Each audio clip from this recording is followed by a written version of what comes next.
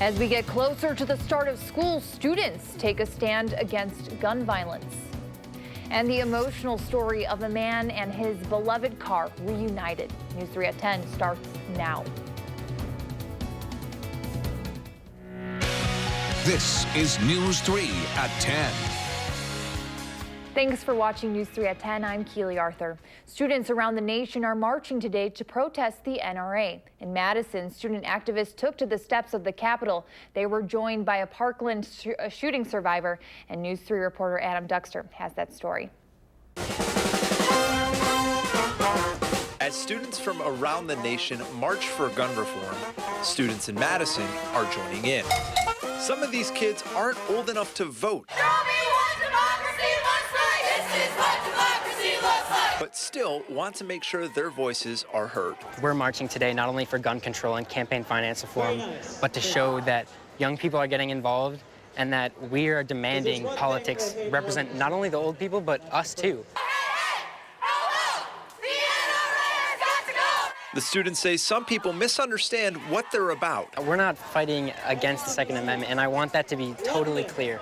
We're not trying to take away guns. We're trying to restrict guns from the people that are causing harm. What do we want? Gun control! What do we want it now? Other organizers say their main goal is to spread awareness. We just really want to inform people. I think that's one of our biggest goals. There's a feeling they're part of something bigger. Please vote in November. Write your congressperson and get involved. We may feel like we're just this little town in Wisconsin, but to know that we're part of a giant movement all across America is like a super awesome feeling.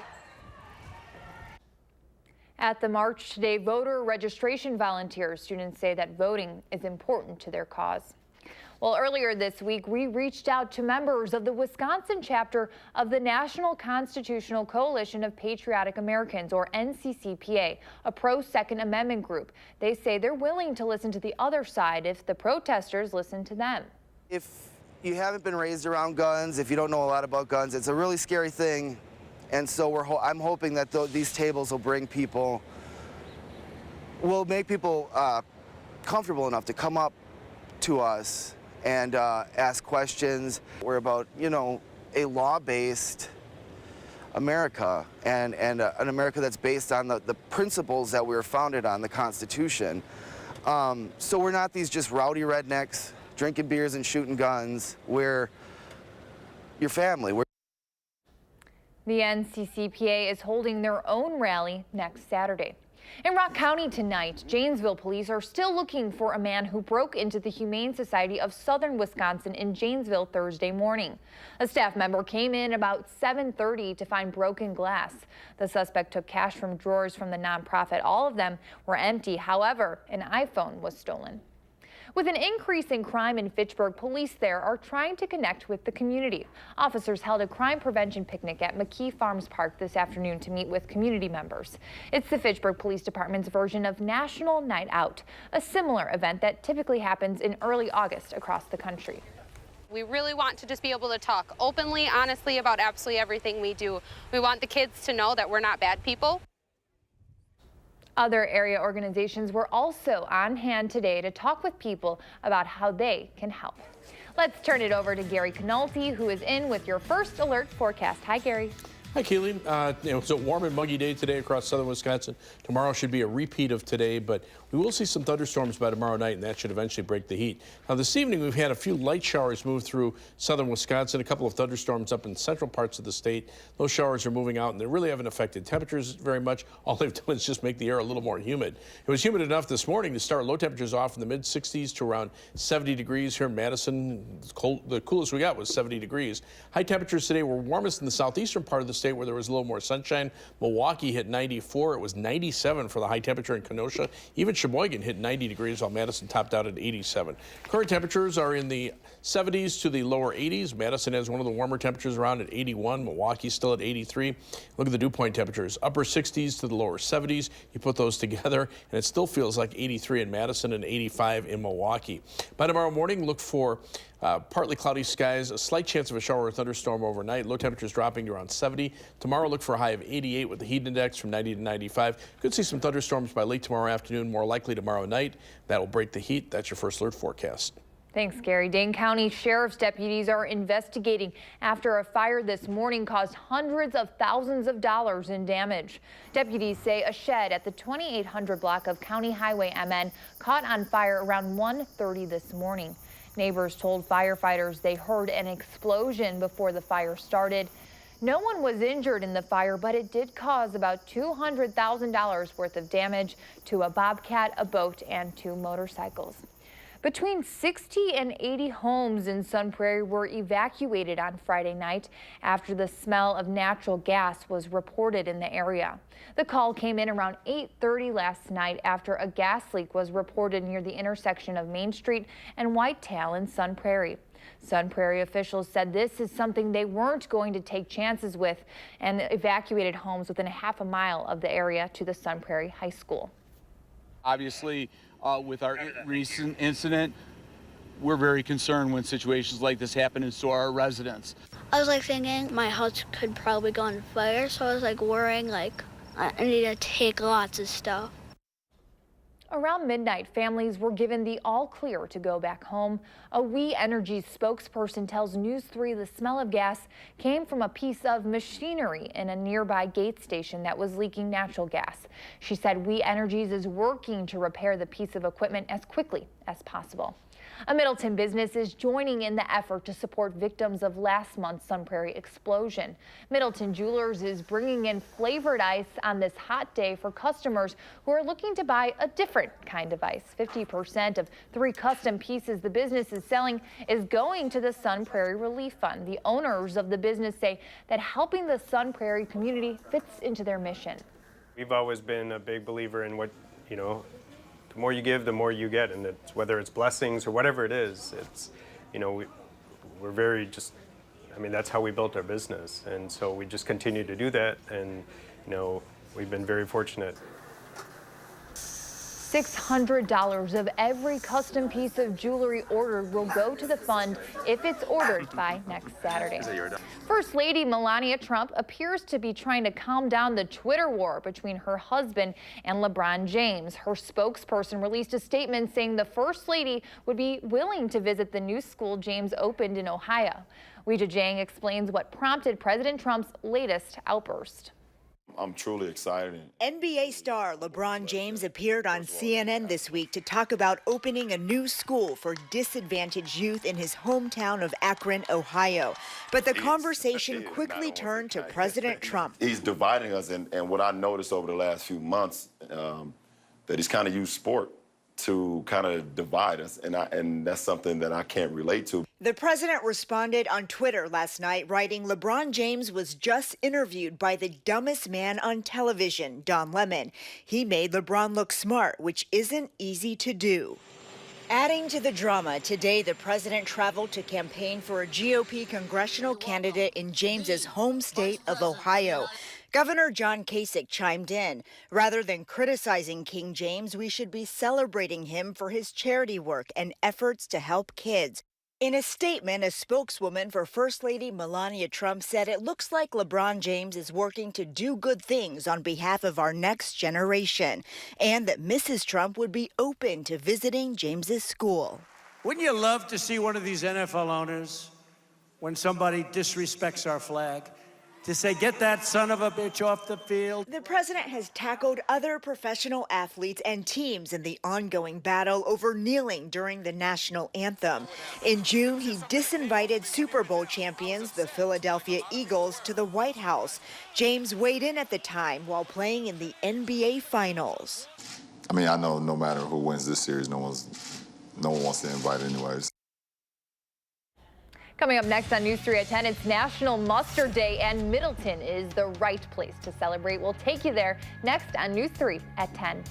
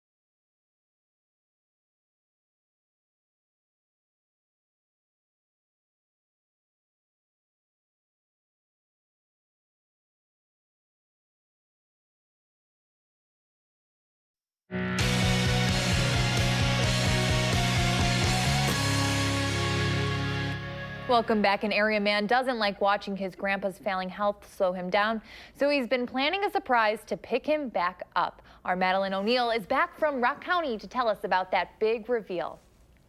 Keely, it's clear from a benefit held in his honor today in Edgerton that Stoughton resident Jeff Christensen is well loved. He has an ALS diagnosis, meaning he can't move or speak as quickly as he used to.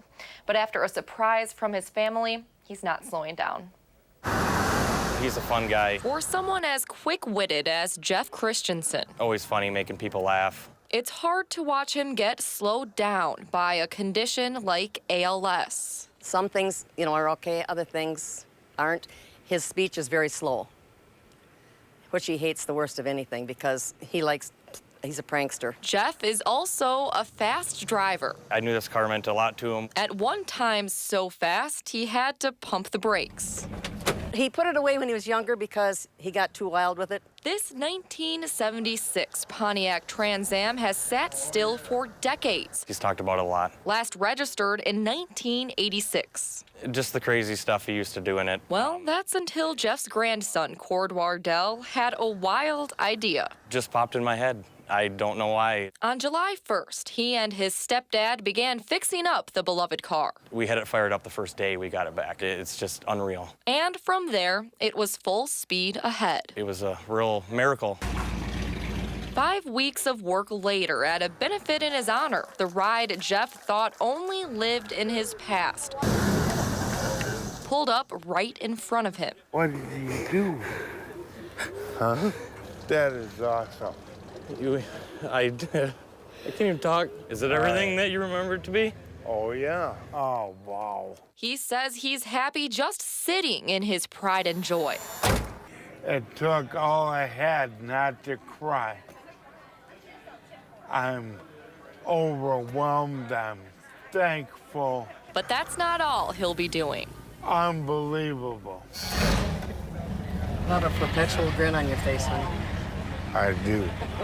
There's no going back after an ALS diagnosis. Fantastic. But as Christensen will tell you, I got one hell of a family. you can keep moving forward. This is so unreal. I love this car. Fixing up a car that hasn't been driven in years is, of course, a lot of work. It took putting in a new radiator and water pump, along with getting the transmission rebuilt. And Jeff says his first plan for the Trans Am is to take it out for a ride on the interstate. Madeline O'Neill reporting for us. Thank you, Maddie. Today is National Mustard Day, and Middleton is celebrating the holiday with a festival. The National Mustard Museum hosted the celebration around its downtown home. Attendees tried craft mustard samples, and if they were feeling brave, a chocolate cherry mustard flavored Culver's custard. Even former brewer Stormin Gorman Thomas was selling his mustard, and he says his favorite part is introducing people to new flavors. Even though this is a Mustard Day celebration, a lot of people are scared of mustard. So when I do demos in certain grocery stores and whatnot, they will come up and attest, oh, well, I don't like mustard. Well, try it. They try it, they buy it. Proceeds from the event benefit the Sauk Trails Optimist Club as well as the National Mustard Museum. And Gary, I know it's really hot, but I don't know if I'd be trying that custard. I've gone to mustard days before, and I've actually tried the mustard custard. It's not bad. It's not bad. I mean, it's not my favorite, but it's not what you would think it would be. Okay, I'll take your word for it. You got my word for it. All right. Well, tomorrow, just any kind of custard will probably cool you down because temperatures will be well into the 80s again. Tonight we have just some light showers moving across southern Wisconsin. They're not breaking the heat. All they're doing is just making it more humid by just adding a little more moisture to the air. Now, farther out to the west, there are some showers and thunderstorms moving into northwestern Minnesota and the eastern Dakotas into western Minnesota. Those will reach mainly northwestern portions of the state later on tonight. That batch will probably stay to our north. But tomorrow, the Storm Prediction Center does have a marginal risk of severe thunderstorms into areas north of Madison. Isolated storms could reach severe limits with gusty winds and hail being the main threats. The higher severe weather threat, the slight risk area, basically from La Crosse back toward the Minnesota-Iowa state line. But on Monday, our highest risk of severe thunderstorms will be at that time, with a slight risk here and a marginal risk into southeastern Wisconsin. Here the threats may be high winds, hail, heavy rain, and maybe an isolated tornado, depending on whether or not there can be enough instability to get stronger thunderstorms to develop. I'm not looking at a widespread severe weather outbreak, and the cloud cover on Monday may keep the instability down to the point where the severe weather threat will be a little less. We'll just have to wait and see. Tomorrow, I don't think there's much question about the heat. These are temperatures around 4 o'clock tomorrow afternoon. 91 Milwaukee, 88 Madison, 89 degrees in La Crosse, certainly within the range of 90 degrees here. But you factor in the humidity and feels like heat index values will be somewhere in the 90 to 95 degree range here. Farther to the south, those heat index values closer to 100 down toward the Quad Cities in northwestern Illinois. Live view from the Edgewater Skycam in downtown Madison tonight. Pretty quiet out there. Just a few sprinkles came through over the last couple of hours. Low this morning, 70 degrees. That's 10 degrees above average. High temperature of 87, also well above normal. And as we check out our current conditions, we're at 81 with mostly cloudy skies. Winds are out of the south at 10 miles per hour. It feels like it's 83 because the dew point temperature is in the upper 60s here. Temperatures range from the 70s and lower 80s in eastern Wisconsin to the upper 60s to lower 70s where the rain showers have already gone through. But you can see once this batch comes through, the main part of the storm is still sitting back out to the west. The jet stream in a west to east pattern, at least to our north and west, and across the southern part of the Midwest, the upper level winds are more from a southwesterly direction. That and surface winds out of the south continue to just pump in warm and humid air right into the Midwest. These are current temperatures, and you can see almost to 80 as far north as Sioux Falls, South Dakota, mid-70s into the Twin Cities, and dew point temperatures in the upper 60s to around 70 degrees. So it's very humid around here. Back west of a cold front, though, notice how the air dries out a little bit there. That's where our relief will come for perhaps later Monday into Tuesday. So in the short term, on future track, perhaps another little batch of showers and storms late tonight, and then tomorrow dry for much of the day with temperatures in the upper 80s. Our best chances of rain tomorrow night into Monday as that storm system moves through. And then once that passes, notice the air starts to dry out. The shower and thunderstorm threat shifts to the south, and by Tuesday, skies will start clearing out, and we'll look for temperatures back in the low 80s. Forecast for the overnight hours, mild and muggy, perhaps a shower or thunderstorm in a few spots, low temperature at 70. For tomorrow, up to 88, but the heat index will make you feel between about 90 and 95, and we could see some thunderstorms late in the afternoon. On future track, perhaps a shower or thunderstorm in a couple of spots tonight, low temperature at 70. Tomorrow, the better chances of rain probably arriving late in the afternoon after high temperatures reach the upper 80s. And tomorrow night, the showers and storms roll through in a couple of waves, low temperature around 70, and back to around 80 degrees for a high on Monday. Shower and thunderstorm chances continue through the day. Rainfall amounts over the next couple of days could total the 1 to 2 inch range. There could be some isolated higher amounts and a heavier shower or thunderstorm, but the 7 to 10 day forecast does call for temperatures to be a little more tolerable, mainly in the lower 80s. There'll be a chance for a shower or thunderstorm Tuesday, another chance Thursday into Friday. Next weekend will be dry and warm, and then a little more humidity for the following week, and temperatures back mid to upper 80s with some thunderstorm chances then. A little all over the place, but definitely hot throughout the week. Yeah, warm. Well, okay. We won't go to hot. Hot 90 degrees. That's kind of my criteria. Right Okay. there. All right. Thanks, Gary. Okay. Well, it's a special night for one legendary Packer. That story next in sports.